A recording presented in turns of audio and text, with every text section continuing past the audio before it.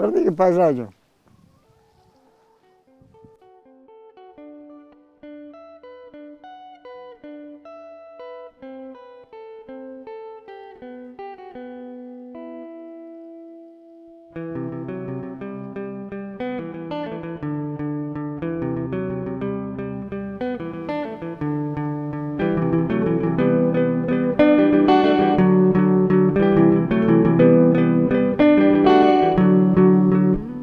Anche all'epoca io l'ho fatto per bisogno.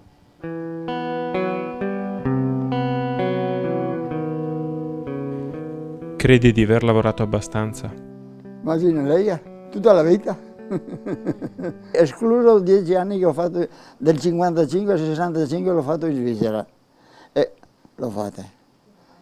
E ho comprato vigneti a quell'epoca che nessuno li volevano. Non è nessuno che ha lavorato a me. E mi sono stato anche diverse notti senza andare a letto. Ma io ho cominciato da quando ho finito a mangiare latte di mia mamma.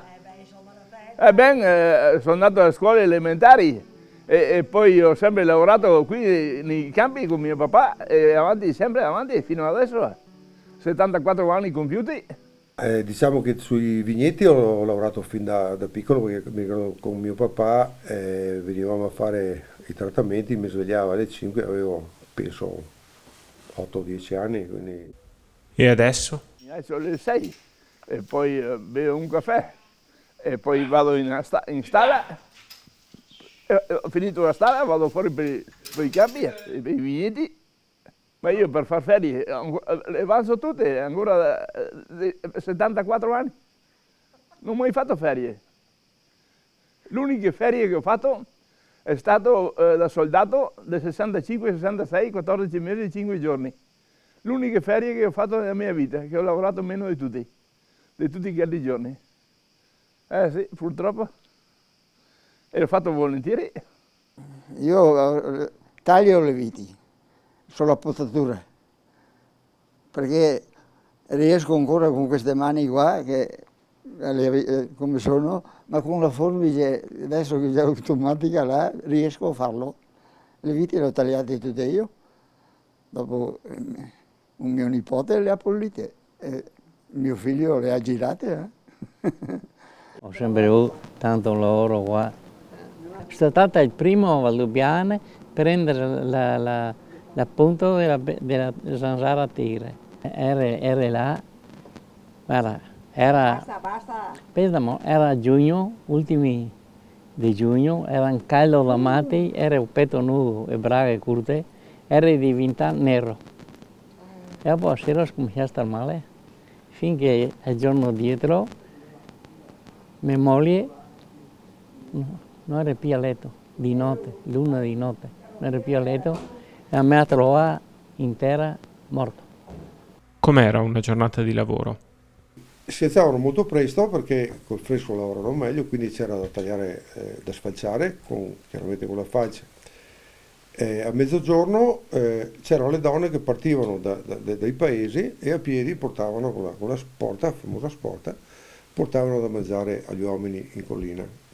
Poi rientravano, poi alla sera rientravano a casa, avevano le mucche da accudire e quasi ogni vigneto della zona avevano costruito delle piccole stalle, dove avevano le 3-4 mucche che portavano su d'estate e poi d'inverno le portavano giù in paese e quindi dovevano fare il fieno, fare tutto quel lavoro quindi anche le donne da questo punto di vista facevano chilometri a piedi sotto il sole o d'inverno col freddo per portare da mangiare agli uomini perché non andavano a casa, quindi la maggior parte mangiavano sul vigneto e avevano la moglie, la mamma che li portava a mangiare.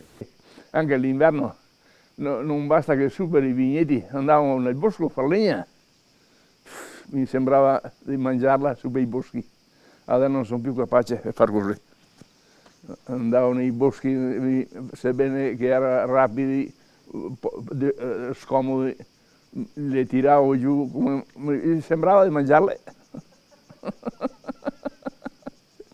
E domani cosa farà? Continuo, nessuno me lo dice, perché nessuno me lo dice, ma Io l'ho sempre fatto con passione.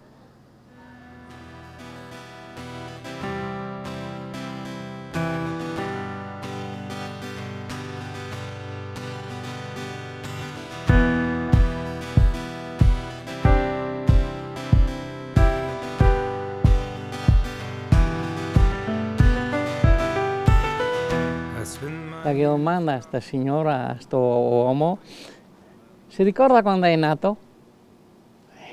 No, la dice, ma come facciamo? E sto mi domanda la data di nascita, sì, ma che sono nato no, non mi ricordo.